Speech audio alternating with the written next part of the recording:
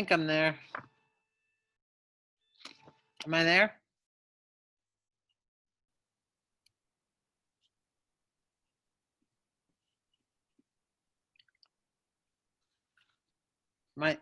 Oh, I'm muted.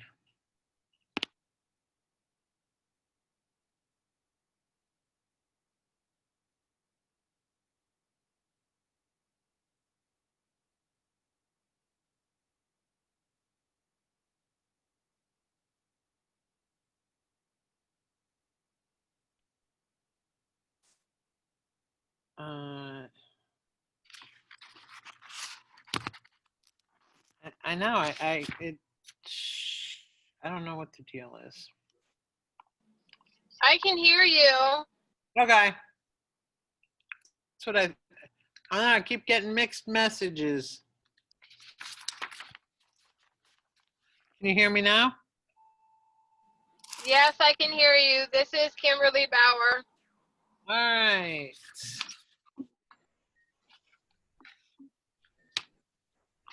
I'm always afraid to ask. How's everybody doing?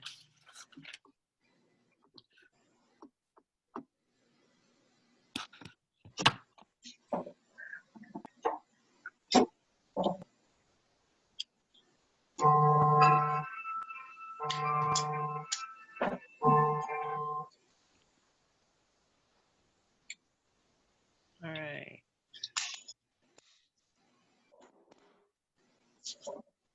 All right. All right. How's everybody doing?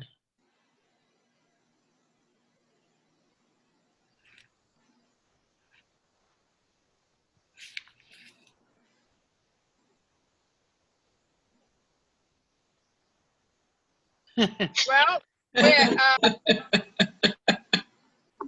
all right, that was brave of you to put that in writing. All right, I want to switch views as well. There we go. All right. Okay. It's almost 3. Oh, it's a little after 3.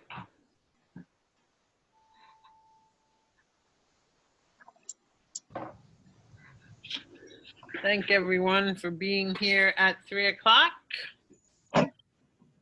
We don't really have a great format for what we're going to do right now.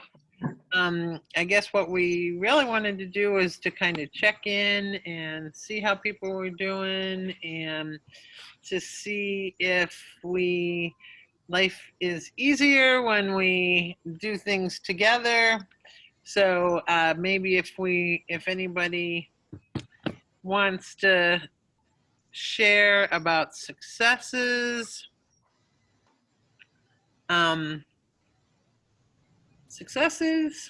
things that have worked. I think a lot of us know things that haven't worked. But maybe hearing some successes would be good. Anybody want to start? This is Kimberly Bauer. I'm driving, so well, please, we don't want to.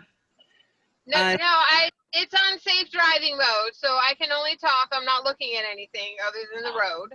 Okay, good. Okay. But as far as I had more success when we were 100% virtual, but I've had some success with the primary kids. I'm elementary, so K through 2. We use Class Dojo for my attendance and classroom management. So we do our attendance, and I have ready to learn in person or ready to learn virtual. So they get points right when they come in, and we talk about being ready to learn, and you can learn something new every day if you come with a good mindset to learn. And then we share a read aloud, and the things that have been more successful are recorded read alouds, whether it's my recording or something from Storyline Online or another source that is vetted. And then I have them do either I lead or we do a directed drawing of something from the story. And then I give them a Flipgrid link for them to go and do a recording showing me their picture and telling me about something from the story. I'll usually have a response so that they can tell me something from the story. And it's been very successful. The parents are engaged with the kids and they love it. So the little snafu comes in when I have kids in the classroom who don't bring their Chromebooks, and so they don't have the class time to record their Flipgrid videos, so they miss out on that segment of the lesson. But overall, I think that has been a really good, it's worked really well. And I have a slide that I present with the agenda, and so they know what's coming, they know what the plan is, and I have a slide that I present that tells the kids at home what supplies to gather for our directed drawing, so they know to get their paper and their crayons or whatever it is. That's usually what it is, so that they're ready when it's time to do the drawing. So that has been a success. That sounds good. So how much notice do you give them for, like, when do you put the slide about materials to gather? Do you put that the day ahead? No, I posted in the classroom 15 minutes before the class starts. Can I call you back in one second? So I posted in the Google Classroom 15 minutes before the class starts, because we're fine arts. Nobody's looking in our class until it's time to go to class. So they can look at my slides and they can get the information. And I also am sharing that Chrome tab when they log in. So as soon as they log in, and while I'm doing the attendance for both groups of students, that is what is showing on the Meet for the virtual kids. So that's the first thing they see when they log in, and I post it 15 minutes ahead of time in the classroom. Okay. So you're going into all of the classes?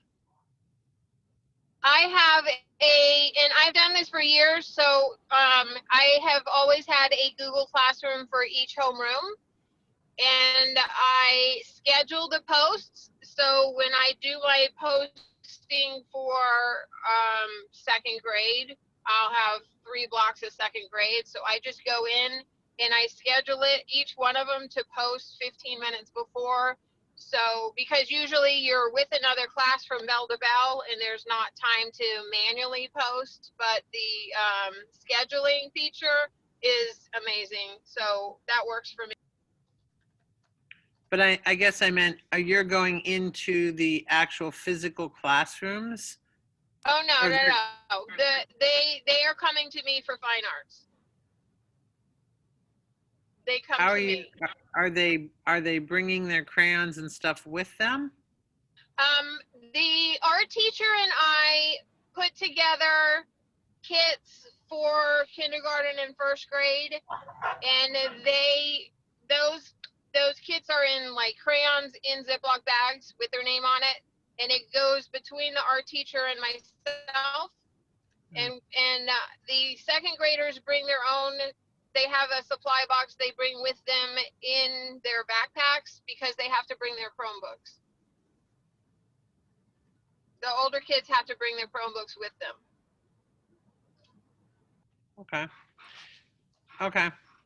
Do you want to, again, I know you're driving, but do you want to maybe start because we have a couple people that we just added, so maybe just quickly say what you initially do. You know how you said you get a book and start from there? You mean the schedule for the class, like the routine we follow? Yeah, I just meant because I was asking you some questions, but we had some people come on, so they might be wondering what the heck I'm talking about. So, talk about your stories and and then the art piece, how you put those together. All right, we have the fine arts come to the media center in my school, and the schedule that we have is first I do attendance. I use Class Dojo for my class management, and I have a Google Classroom for each homeroom. I have the agenda and the assignment posted about 15 minutes before each class. I schedule it ahead of time to post 15 minutes ahead of time. Once the kids come in that are in the school, then I go to the circulation desk, where is my teaching station, and I activate the Meet. When I activate the Meet, the first slide I share with the kids at home is a slide that tells them what supplies they will need for a directed drawing that will come after our story. So they are gathering their supplies while I'm doing attendance. And then after the attendance, we do a story, and the best one, it is usually worked out better to have a recorded story, like from Storyline Online, or if I've recorded it, we play that. We have a directed drawing, something related to the story, where the students will go to Flipgrid and say, hi, my name is, this is my mouse, and I would invite blank. I give them a prompt, they say their name. We're trying to teach them how to use the Flipgrid. They say their name, they show their picture, and they answer the question that's related to the story. Okay. Lily, I have a question for you. It's Kathleen. Okay. I know you said they bring the Chromebooks. We just started in our school having kids come back to the fine arts classes today. And nobody brought Chromebooks, but one of the issues is, and maybe it happens at your school, that they either come from lunch or go to lunch directly from the library. Do you guys have any of that? And is it a problem bringing the Chromebooks back and forth to lunch or recess for when they do stuff like that? They go from fine, except for one grade level, they go from fine arts to lunch. So when we have to take them to the cafeteria. But they bring their Chromebooks in their backpack. Oh, to the cafeteria? To the fine arts, and then they take it with them to the cafeteria. Okay. All right. Yeah, it works. Okay. The backpacks help protect the Chromebooks, and they also happen, if they have art supplies, or a supply box with school supplies, that is in their backpack too, so they have that too. Okay. Just looking for like management problems, because I could just see a Chromebook getting milk spilled all over it or something like that. Yeah, they carry them in their backpacks. Okay. Yeah, so basically, just again, like a logistics question. So you have pretty as I would call it, free movement. So like we just like Kathleen, this week we started with half of our kids coming to media, and we don't go use the cafeteria. Everybody eats in the classroom. So that hasn't been an issue, but I like the backpack idea. We do have 2 grade levels that eat in their classrooms because of logistics with the cafeteria and the spacing. So kindergarten, we'll take them to the cafeteria. They run through the cafeteria. Everything's bag lunch, and then their teachers pick them up from there and take them to their room for their lunch. But kindergarten and first grade do not bring their Chromebooks. Right. Actually, I asked the first grade teachers if, because they want me to teach the kids Flipgrid, they're willing to have the kids bring them. But at the beginning, when we first started, then K and 1 did not bring Chromebooks because we were concerned about the safety of the Chromebooks. But the backpack issue has, resolved that. Mhm. So it works pretty well. Like I said, the only piece missing for my K1 and 2, when we have a story followed by a directed drawing followed by Flipgrid, is the kids in school do not have time generally to do the Flipgrid, even if they had their Chromebook, because we have to clean up, line up, go to lunch. Okay. All right, great idea. Anybody else want to share? We have a couple more people. Oh, Uzma put, I see now. Uzma put a lesson plan in the chat. Uzma, you want to talk about it? Or are you there? Yeah, there she is. You want to talk about it? Yes, sorry, Marge. Yeah. No worries. Yeah, No so worries. I see hi, it. good to see you. I know, it's so good to see you. Yeah. So yeah, I just do mainly what I was told was to do language arts lessons, and that's really also my favorite thing to do. So I have been teaching with, around a book, and I choose books with wide audience appeal. Like right now I'm teaching Janine, and it's like you can just extract what you want out of it for different grade levels. And I included the lesson plan, and I think I just gave everyone access to it. And what they did basically for this rotation is we're reading the book, analyzing her character traits, and the students end up with creating a character and assigning traits. So that's what we're doing this time. The other books we have read were All Are Welcome. We did The Dot, and we did Dreamers for Hispanic Heritage Month. And then we did Fact and Opinion with Blue versus Yellow by Tom Sullivan. So basically that, and now that I've also taken on STEM classes, so I'm thinking I'm going to start with, nonfiction, informational text with, to incorporate the STEM. That's it, basically. Don't forget, Uzma, I mean, like when you said this, the STEM, we have those kindergarten and first grade books that they gave us a couple years ago. Yes. That might be a good place to start too, Absolutely. The STEM teacher was using those before, so that's why I wouldn't. But now that she's not here, I think I will do it. Thank you for reminding me, Marge. That's a great point. Yeah, because like those you can, even though I think there are some lesson plans, but I think they're little, like they're geared to younger kids, but you could always, bump it up a little. Yeah. That's a great You reminder. absolutely Thank you. can. Uzma, you absolutely can bump them up. I think I use second grade lessons all the way up to fourth grade. Yeah. And they're great books. And yeah. I know everyone's dying and lessons are really hard. I wanted to put a plug in for, if you haven't yet registered, for the November 3rd professional development. Tom Bober, who was the Library of Congress teacher in residence, will be joining us and showing us how to use primary sources, pairing them with picture books. And primary sources are a great tool we can use now because we can talk to kids about their thinking, making it visible. You can put them up on a smartboard. The kids can analyze them on their Chromebooks. There's multiple ways you can do this without giving them paper.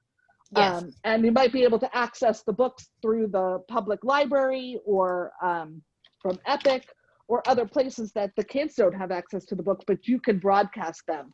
And we are super lucky to have him. He was supposed to come for a full day in-person training, but of course, COVID. So we have a 1 hour training, and having gone through the Library of Congress training, I spent a week at the Library of Congress. It's phenomenal. It's just absolutely phenomenal to watch children make their thinking visible through the use of historical documents is great. I have a set of them that I used with the last egret. So if your teachers are still going to do the last egret, I can share those primary sources with you. I have primary sources for Black History Month, and I have one big map one. And I also have one that you could do if you were doing some research, let's say on the Statue of Liberty, you could start it with the Statue of Liberty. There's some great plans you could do. So if anyone wants that, just shoot me an email and I'm happy to do that. No, that's perfect. It was about having the classroom teachers send the students to the media center with journals and pencils, because it's just, everything is just harder this year. So yeah, so I will take you up on that offer and I will send you an email about the primary sources. Thank you, because I will never remember. Thank you. I will send you an email. Yes. Thank you, Uzma. And I'm happy to share them. While I was developing or finding them, I met with Harvey Oyer, and he shared with me some of his journals that he used with the books. And it's just a great way to make, because I don't know that anyone's having in-person or even virtual author visits this year with him. And I don't know if he's willing to do a virtual author visit, but if he is, I would highly recommend his presentation. He is phenomenal, and children listen to him. Oh my goodness, you could hear a pin drop when he comes to talk. He's just a master storyteller. All right. Anybody else have successes?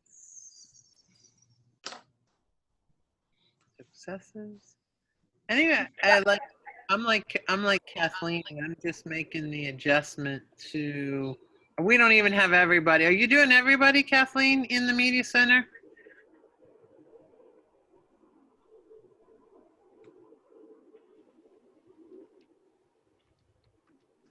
Do you mean like the whole school's coming to the media center? Yeah. Yes. Okay. Yes. But there are no split classes like there were in the past. There's no double classes. So for that, it's nice. There's smaller numbers, but it's back to back all day long. 9 classes. And there's, one class ends at the same time another one begins. So, they want you to sanitize and do all these other things. It's just almost impossible to get off of one meet, get onto the other, and you have kids who linger and they don't want to get off the meet. So that makes it a little bit tough. So this week it's just a matter of let's find your seat in the media center, because for the little kids who used to go sit on a carpet in a whole nother room, they can't even do that this year. Everybody's at tables. Yeah. So this week is just all about let's find our seat. We're listening to some stories because they all want to know, can they check out books? And right now they can't. Not this week, for sure. And I don't know when. Yeah. No. I want to teach them how to put books on hold, but right now they're not bringing their Chromebooks. That's another battle I might have to go through to try and get the teachers to bring the Chromebooks.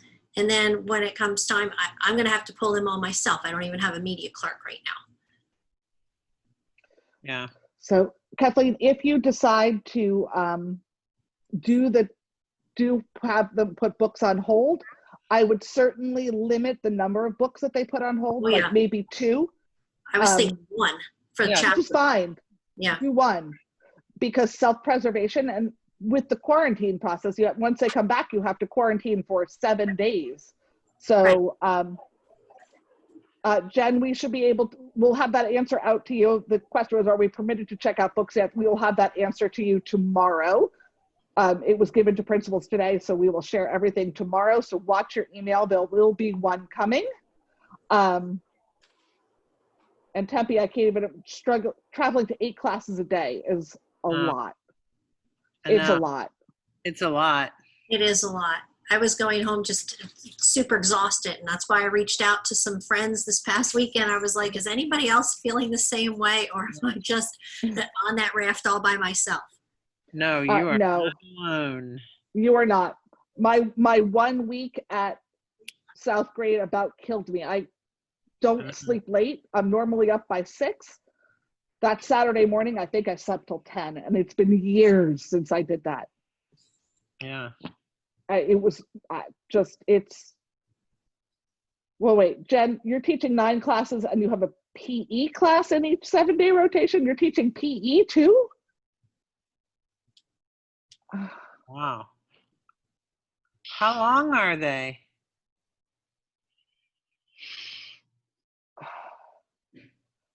Yeah. Wow. That's a lot. That is a lot. Another thing, Kathleen, that I found that works is I just have one meet that then all of like my 2nd through 5th grade kids, and I just leave it on, and then I can kick them out. Right.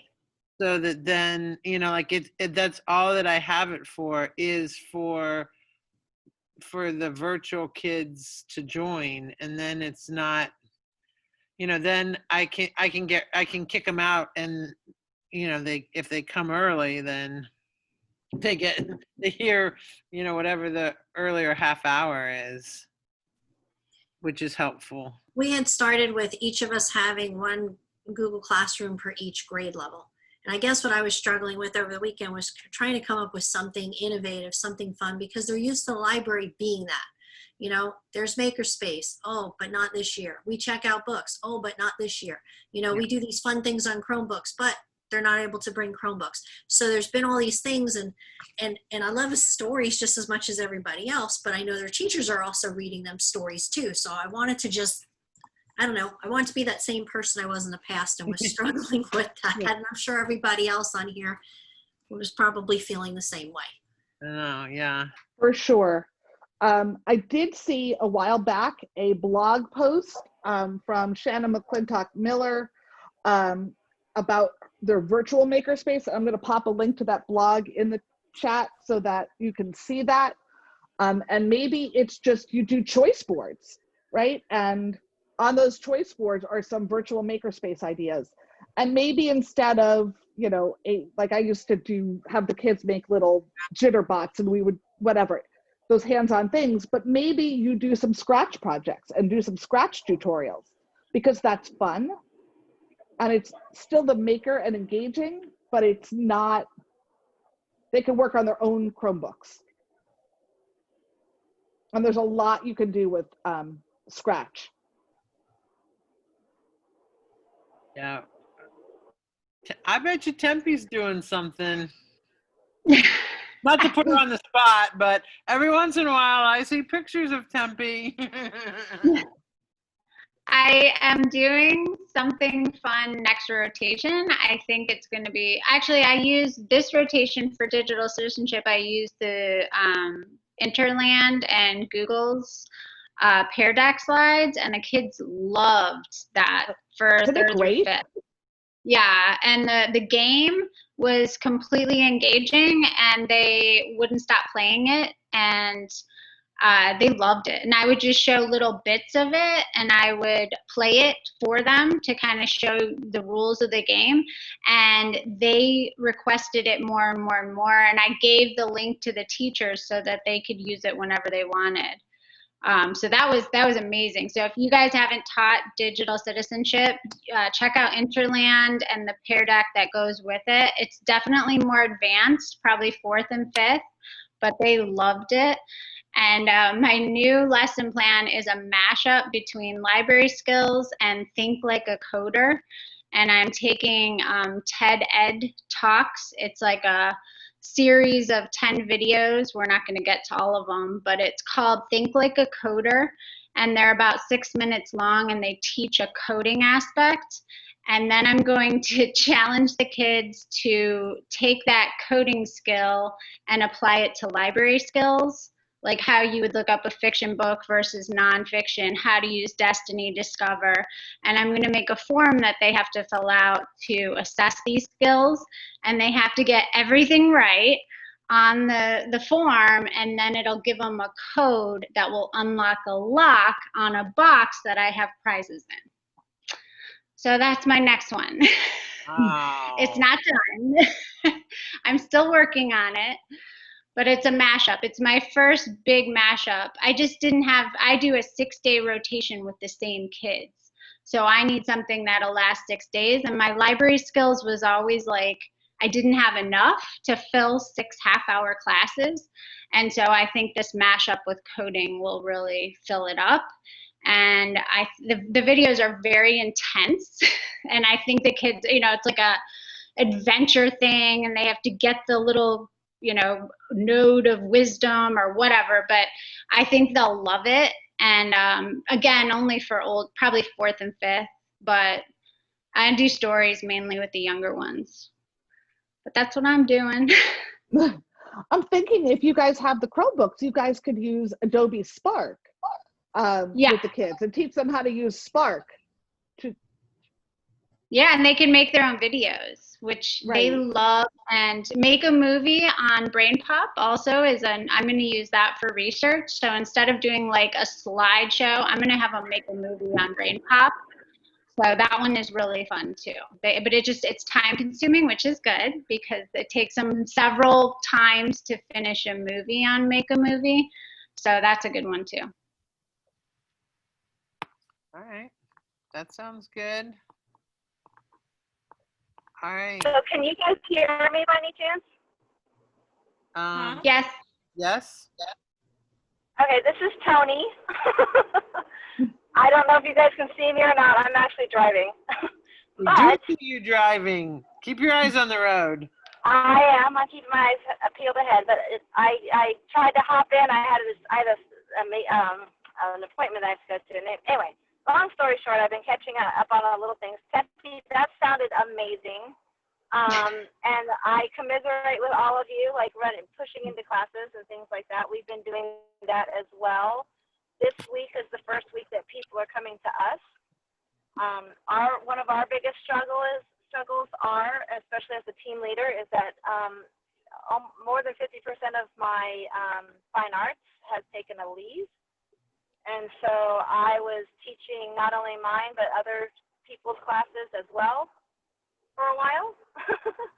But I think we're okay. Well, we might be okay with that. I'm not even sure anymore. But one of the things that I've been doing with first grade, which they have absolutely loved, is we're doing Duck for President, and we're doing election vocabulary, and I did a lot on the Smart Learning Suite, the online, and so they are loving that. And I have Duck as a candidate. This week we're working with Pigeon. And so I'm teaching character traits through that. And so we analyze our own character traits and their character traits. And I reveal a new candidate next week, which will be No David.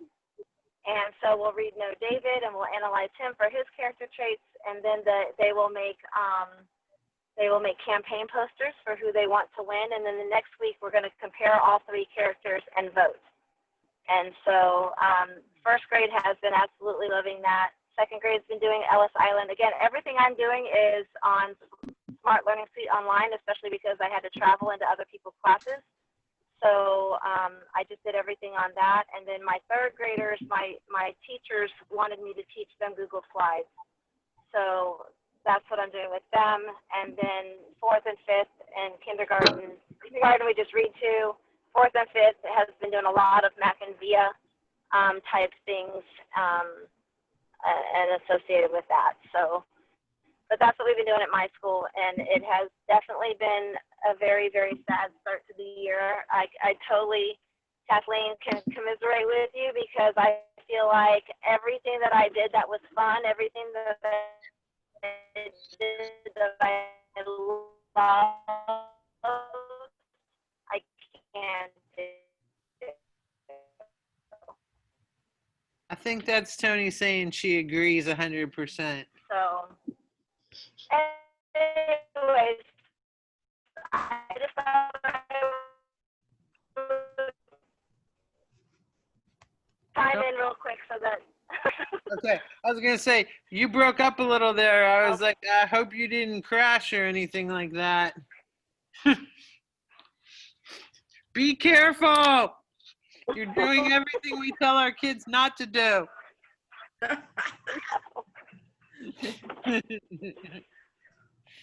I right. know, sorry. I know, but they were great ideas. So we appreciate you risking your life in the car for us. So, all right, somebody else want to share? Anybody else? I know Kathy West's done some stuff too. So when I know something and you don't say something, I'll call on you. Okay, and I got on late as well. I don't know if you guys have done the one and only Ivan yet, but that's an easy one to do. The kids love it. There's the Pebble Go on gorillas. There's the one and only Ivan book on Mac and Via. And then there's the movie trailer, and Zoo Atlanta has a wonderful video on the actual Ivan. I know that it's a good one because I used it. So, and it's a good one for those of you, I mean, like, it works with everybody.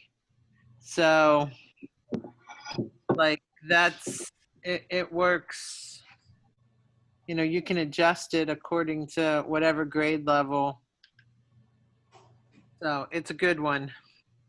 Yeah, my students don't have Chromebooks or anything to use, so I'm a little different from some of the rest of you that can teach computer skills. And Yeah.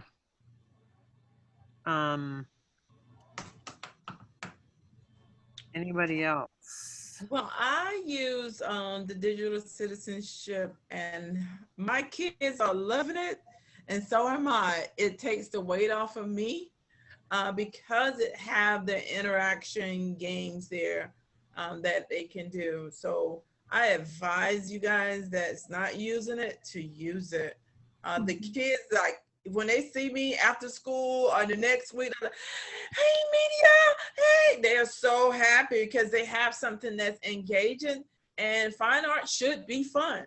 Right. You know, the reading is nice, but getting them to learn the library skills and the skills they'll use outside of school means so much more to me.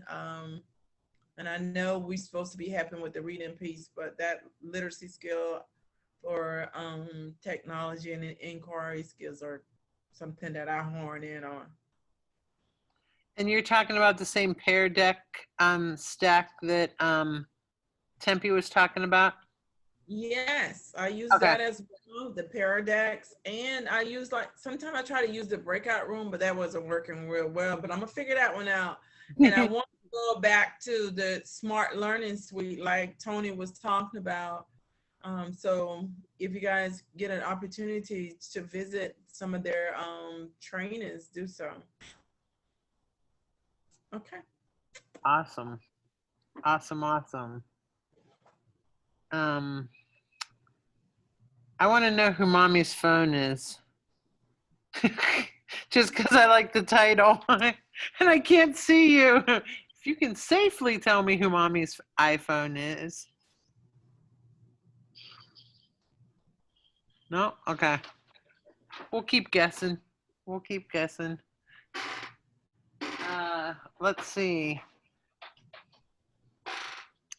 All right. Google Draw. That's something I've been trying to get my kids into. Google Draw. Okay. I have not used either one of those. I'm kind of also in the in-between stage of some people have Chromebooks, some people don't. I don't have desktop, you know. So we wing it every day. Every day. Also, like, we switched our schedule. My schedule is very similar to Tempe's. So I have the same class like 5 days in a row. So I like this week in K&1, I did pumpkins. So I did, you know, I did a book, and then the good thing about that is there's lots of pumpkin songs to sing. And so I put those on because I go in for K1 and 2, I go into the classroom, And then 3, 4, and 5 has been coming, but I really have been hitting hard in my 3, 4, and 5 are the different resources like World Book and all of those, so that so that then we go ahead and they're learning like where to go. And I tell them, I won't see you for a couple weeks. We're not checking out books, but I should never hear I don't have a book to read, because there's so many different ways and places to access them. And some of them, like I thought I knew all about them, and because they've been there for so long, and there's really good ones that have been updated. So that's a good one. Same kids every day for 5 weeks. That's a lot. That's a lot. So do you want to share if you have the same kids every day for 5 weeks, how's that working?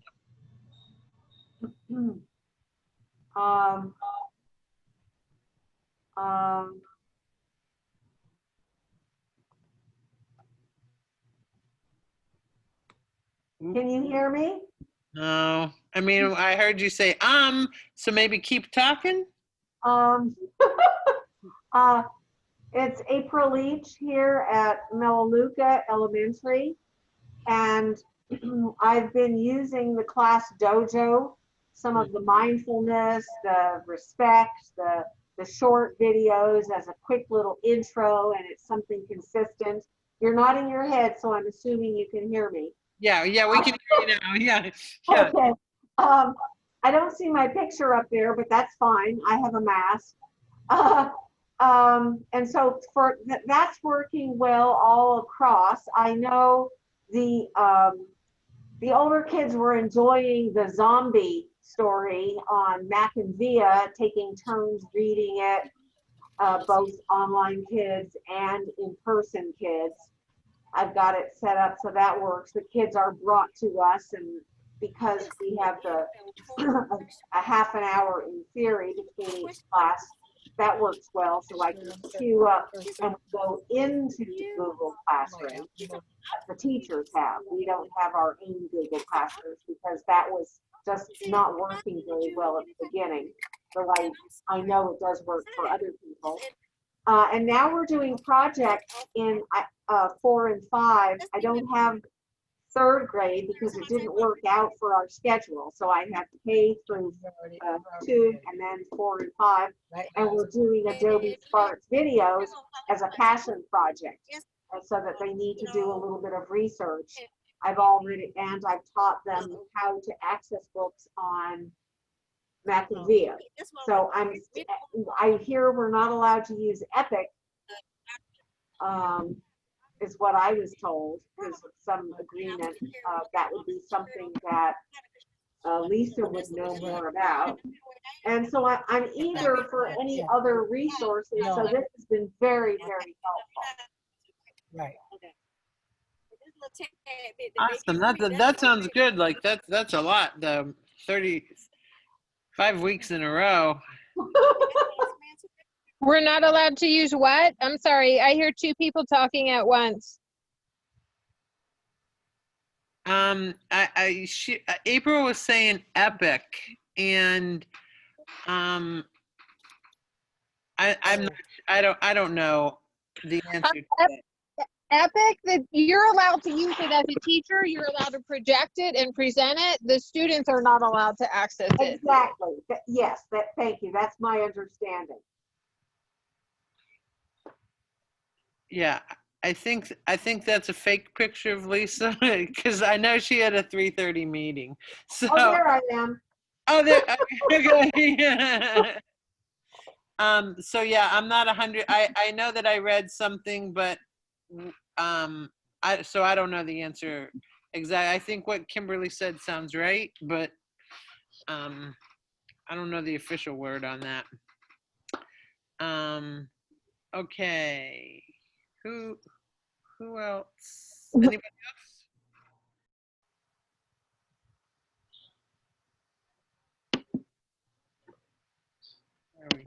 else? Anybody else? I see Josette joined us and Betty joined us. Anybody else?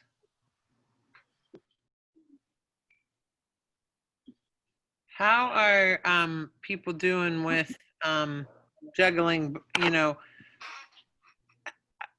both the virtual and the in-person? Any tips or tricks on that? Like with sound and stuff like that? Anybody found the magic combination?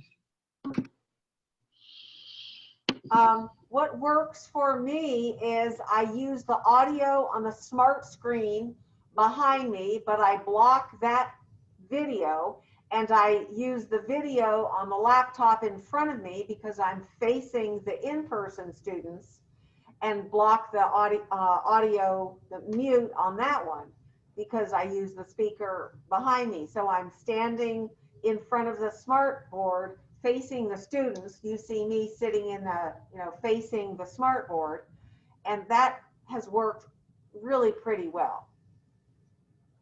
Okay. Well, what I have started last week is that instead of me going through my media, Google Meet, I joined the teacher's class, and I go to her Google Meet address, and then I hit present. And so whatever she's presenting from, it makes my life much easier. And so I just get in front of her camera and work that way, his or her camera. So it's easier just to go, just to present instead of joining the class. And so you can block out all that feedback.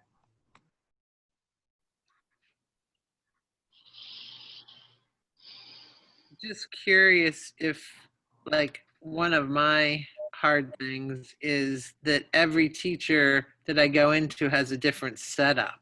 Yes, absolutely. That's my problem. Yeah. So that, I wish there was, literally everybody has a different setup. So that is one of the extra challenges, I would say. That's why I was curious what different people were using. So, just because it's had me tipping a couple times, tipping not on the right side of reality either. One of the things that helped me, Marge, is when I go into a class, I log in as a guest, and it gives me a brand new window, and I'm starting fresh, and I have to log into my portal and go to my classroom and open the Meet and do all these things. But when I hit the X in the corner of that guest, it closes everything I did, and it goes right back to the teacher stuff, because they were having issues with me logging over them, and then when they logged in, my stuff would come up, my email and all that stuff. So if you log in as a guest, it's much more helpful.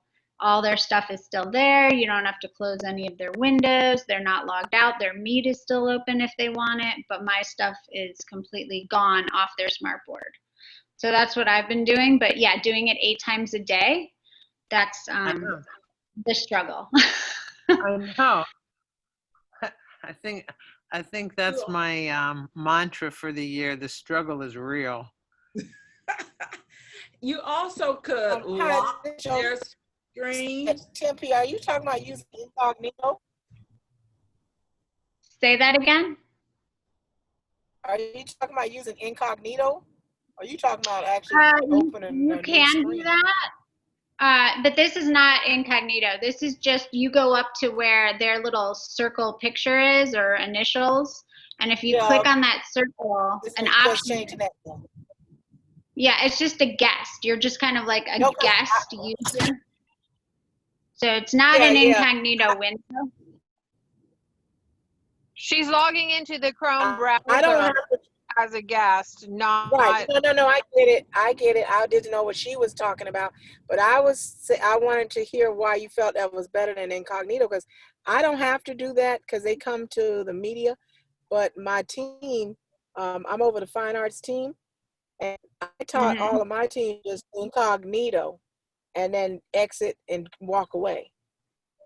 So why do you Well, find that was? incognito is good, but it's a window on the smartboard with the teacher's stuff still there. When I log in as a guest, I have the whole thing to myself, and I can open 20 tabs, and then when I hit X, everything's closed. So I don't even see the teacher's stuff. And then when I log out, all my stuff is gone and the teacher's stuff remains.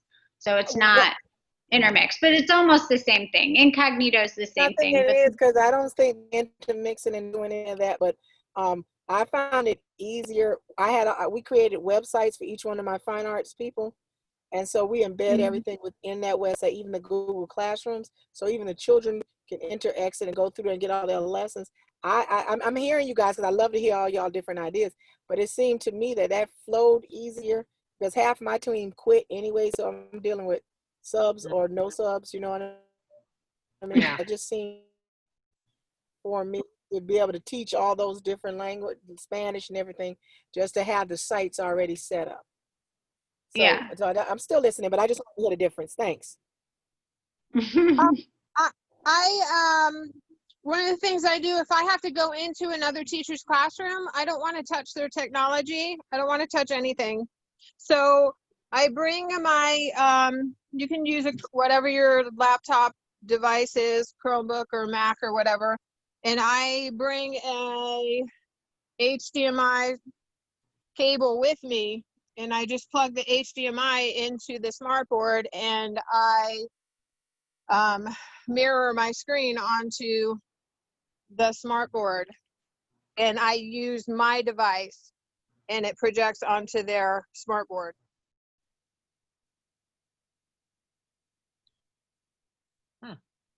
I'm thinking about that one.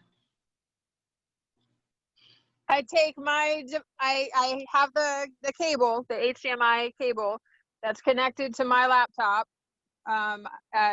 And when I go in the classroom, if I plug it into their smartboard, then I can show my laptop screen on the smartboard.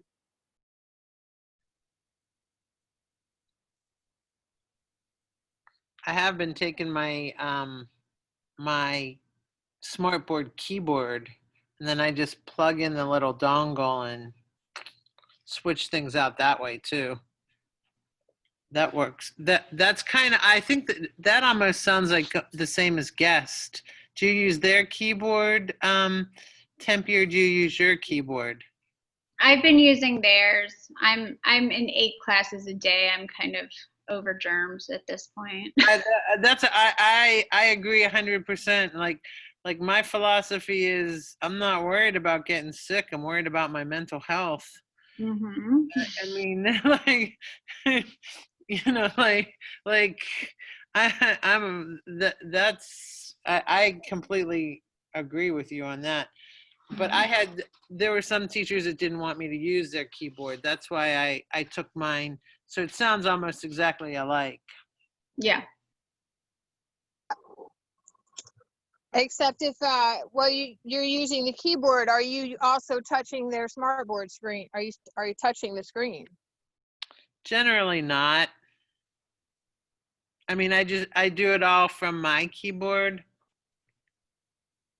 I mean, you know, like from the keyboard, not really. But now that I'm back half time with, and even if in that classroom I didn't, you know, like it was a finger, you know. So not a whole lot though. Yeah, my goal is I don't want to bring this home to my family, so and to be honest, the teachers don't want anybody. They don't even want us in their space. So we're a smaller school, so that worked in our favor, that they don't want us in their space because we are exposed to every student on campus every week. So they're trying to minimize their risk by having the kids come to fine arts instead of having the teachers go into their room. Because if I go into bell to bell, all day Monday. Every germ from class 1 goes into class 2 with me, and class 3 and 4, and by the end of the second week, I've cross-contaminated the entire school.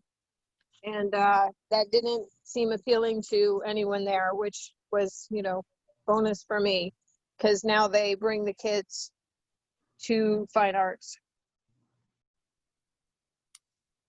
Right. I know. I have a neighbor in my community. We have a neighbor who died of COVID, and the 3 children and the wife were positive. So it has impacted very close to home. And I'm just taking it, maybe I'm taking it more seriously than most. But I'm just trying to be careful. No, I think I agree. I think that's good. I think part of it is, as much as we like to hear and say that everybody's doing it the same, I think there's probably, what is it, like 186 ways we're doing it the same. So yeah, I think, and you have to do what works best for you as well. What works best. All right, anybody else looking to share? Not necessarily looking to share, but thanking everybody for their time, and just to hear other people having the same struggles, or just some little ideas, or just knowing that you're not rowing the boat all by yourself has been really nice. Yeah. If we could get together every so often and just say what works, what doesn't work, because I picked up some little tricks today just listening. Agreed. And I think it's going to keep changing too as we go. Like it'll be, I think we're going to constantly be tweaking it. Constantly. All right. And I just want to make sure that we have everybody who wanted to share anything. Wanted to do everything, or put anything. And I think, since I haven't seen Tempe lately, I think later Lisa will put the copy on, and then maybe you could post it to the website. No problem. Since she's our great web person. Woohoo! All right, if there isn't anything else, anybody have anything? I'll probably just close out of everything. I know Lisa is in another meeting. That's why she's all right. Okay. I think I can end for everybody. Thanks, Marge. Thank you. Bye, Mom. Bye-bye. Thank you. Oh, I don't think. Bye, Marge. Bye-bye. We'll talk to you later. Talk to you later.